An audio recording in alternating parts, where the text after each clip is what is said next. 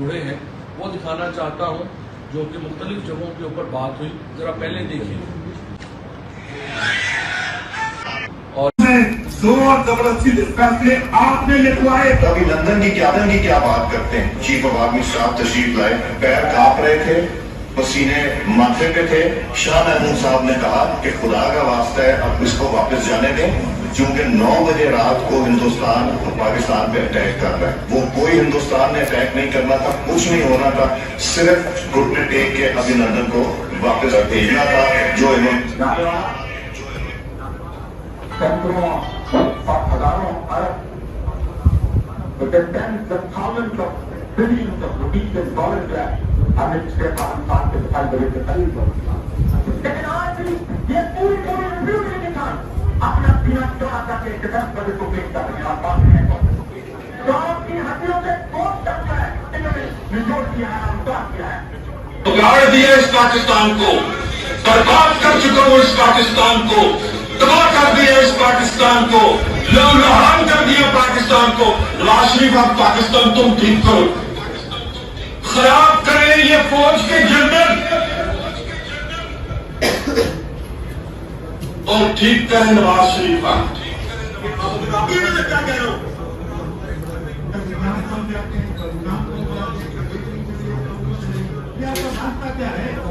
तो हमारे किरदार पेशी करना छोड़ दो। अगर हमने आपकी शुरू की तो पता नहीं पाकिस्तान बनने से आज तक कितने जनरलों की शुरू हो जाएगी।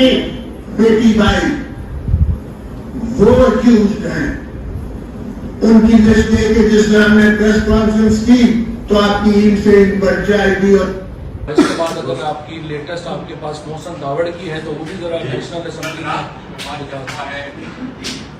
इंतहाई अफसोसनाक वाक़या हुआ है और वो इंतहाई बुरी हालत में वहां पर जिंदगी गुजार रहे हैं।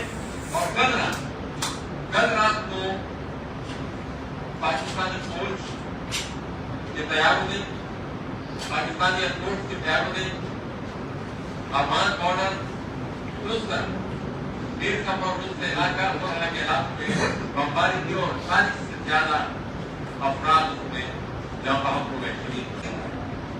वो जो जट तैयारों की बमबारियां हैं जो कि पूरे के पूरे शहर बलियागंज किए गए हैं, उसका मैदान वाली तरह और ऊपर से ये फिर ये बमबारियों का सिलसिला शुरू हुआ। तो ये इंतहाई अफसोसनाक है।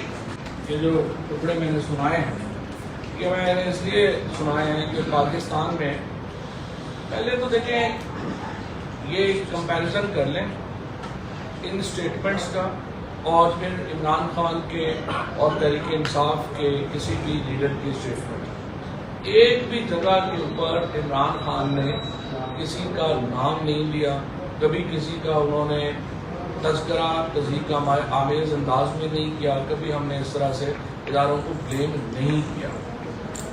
जहाँ तक फौज के इदारे की ताल्लुक है, इमरान खान की वाज़ेह हदायत भी हैं, पॉलिसी भी है कि देखिए अगर फौज का इदारा कमज़ोर होगा तो पाकिस्तान कमज़ोर होगा। 3 इस वक्त हिस्सों में जो पाकिस्तान को तकसीम करने की जो साजिश है, इसके पीछे पाकिस्तान के नॉन एनिमीज जाने बूझे हुए दुश्मन हैं, वो अपनी स्कीम में कामयाब हो जाएंगे अगर पाकिस्तान की फौज कमजोर होगी। लेकिन हम ये देखते हैं कि ये तबका जो दरअसल पाकिस्तान के खिलाफ है, जो एक तबका जो पाकिस्तान के फौज के खिलाफ है, वो एक्सप्लॉइट कर रहा है। और पाकिस्तान की सबसे बड़ी पार्टी और सबसे बड़ा लीडर पाकिस्तान की जो इमरान खान पाकिस्तान की उम्मत मुसलमा के लीडर, उनको अगर आप इस तरह से इस वक्त के प्राइम मिनिस्टर ये बयान देंगे और उनके बयानात को इस तरह से सियासी इस्तेमाल की कोशिश करेंगे, उसके ऊपर रिटेलिएशन आएगी। और ये रिटेलिएशन सिर्फ पाकिस्तान की जो तबका है उस तक महदूद नहीं रहेगी, ये पाकिस्तान में हर जगह पर महसूस होगी।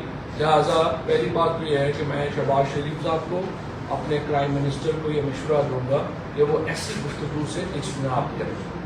और मरियम नवाज की बातों को संजीदा हम नहीं ले रहे, लेकिन ये जो गुफ्तगू آپ نے کی ہے یہ کافی نہیں ہے. مریم نواز کو کی یا گفتگو کے اوپر وہ خود معافی مانگے یا ان کی پارٹی جو ہے، کیونکہ وہ ابھی پارٹی کی عہدیدار بھی ہیں جہاں تک میرا معلومات ہے، ان کی پارٹی ان کی طرف سے معافی مانگے اور قوم سے یہ معافی جو ہے ان کو مانگنی چاہیے. یہ کہنا کافی نہیں ہے کہ ان کی باتوں کو سنجیدہ نہ لیا کرے، وہ بالکل جو ہے وہ غیر سنجیدہ خاتون ہیں. یہ تو ہر ایک کو ہی پتہ ہے، اس لیے تو یہ کوئی نیا انکشاف نہیں ہے، لیکن یہ نہیں ہو سکتا کہ ان کو غیر سنجیدہ قرار دے کر آپ آگے بڑھنے کی کوشش کریں. آپ کو ان کی بیانات جو ہیں اس کے اوپر معافی ہر صورت میں جو ہے وہ مانگنی ہوگی. جہاں تک پاکستان کی سیاسی حالات کا تعلق ہے وہ دگرگوں ہے، اور اس کی وجہ سے پاکستان کی معیشت جو ہے وہ بھی ایک انتہائی برے حالات کا شکار ہے. معیشت کے اوپر چونکہ ہم ابھی تھوڑی دیر میں بات کریں گے، وہ جو ٹاپک ہے وہ میں ہم آپ کے لیے چھوڑ رہا ہوں. لیکن پاکستان کی جو اس وقت کی جو سیاست ہے، پاکستان میں ایک بہت بڑی جو اجتماع ہے، ایک بہت بڑا جو پاکستان کے عوام جو ہیں وہ اس کے اوپر ایک کنسنسس کر چکے ہیں، ایک اجماع کر چکے ہیں، ایک اتفاق رائے کر چکے ہیں کہ عمران خان کی حکومت کو ہٹایا گیا تھا وہ ایک غیر ملکی سازش اور غیر ملکی احکامات کے اوپر ہٹایا گیا، اور یہ چیز پاکستان کے عوام کو تسلیم نہیں.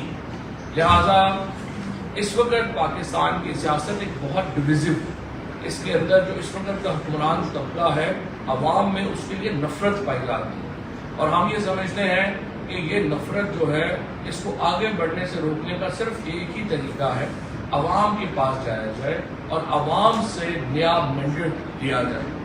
اب یہ الیکشنز آپ زیادہ نقصان کر کے کریں گے یا کم نقصان کر کے کریں گے، یہ سوچنے کی بات ہے. اس وقت ہم نے اپنی جو لانگ مارچ ہے اس کی تیاریاں حتمی مراحل میں داخل ہو گئیں.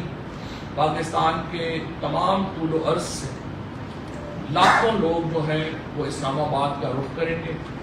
20 تاریخ تک انشاءاللہ حتمی تاریخ کا بھی اناؤنس ہو جائے گی، جو کہ 20 مئی سے لے کے 29 مئی کے درمیان میں ہوگی، اور اسلام آباد کے اندر پاکستان کی تاریخ کا نہیں جنوبی ایشیا کی تاریخ کا سب سے بڑا اجتماع انشاءاللہ یہاں پر ہوگا، اور ہر پاکستان کے ہر گاؤں سے، ہر قبیلے سے، ہر علاقے سے لوگ جو ہیں وہ یہاں پر پہنچیں گے. اور بہتر یہ ہوگا کہ لانگ مارچ سے پہلے انتخابات کی تاریخ کا اعلان کیا جائے. یہ وہ واحد عمل ہے جس سے آپ پاکستان کی سیاست کو نارملائز کر سکتے ہیں، اور اگر آپ نارملائز نہیں کریں گے تمام تر نتائج کی ذمہ داری جو ہے وہ آپ پر ہوگی. اور اس کے ساتھ ساتھ میں یہ کہتا ہوں کہ یہ جو جھوٹے پرچے کرنے کی روایت ہے اس کو زندہ نہ کریں. آپ کی حکومت وہ پہلی حکومت ہے پرائم منسٹر صاحب جس نے توہین مذہب کے قوانین اپنے سیاسی مخالفوں کے خلاف استعمال کیا. آج سے پہلے کبھی کسی حکومت نے یہ جرت ہی نہیں کی کہ توہین مذہب کے قوانین اپنے سیاسی مخالفوں کے خلاف استعمال کیے جائیں. اس کے علاوہ اس وقت جو یہاں پر سینسرشپ ہے، ARY کو جس طریقے سے بند کیا گیا کل کے جلسے میں، اس کے بعد مختلف ٹیلی ویژن چینلز کے اوپر جو اس وقت سینسرشپ لگائی گئی، جس طریقے سے اینکرز کو نوکریوں سے برخاست کرنے کی دھمکیاں دی گئی، اونرز کو ان کے بزنسز تباہ کرنے کی بات کی گئی، یہ پاکستان کی تاریخ کا بدترین دور ہے. اور یہ چند ہفتوں میں یہ سب کچھ، اور انشاءاللہ یہ چند ہفتے بڑی جلدی ختم ہونے والے ہیں. پاکستان کی معیشت کی جو تباہی ہے اس کے اوپر میں اب ہمارے صاحب کو کہوں گا کہ ذرا بات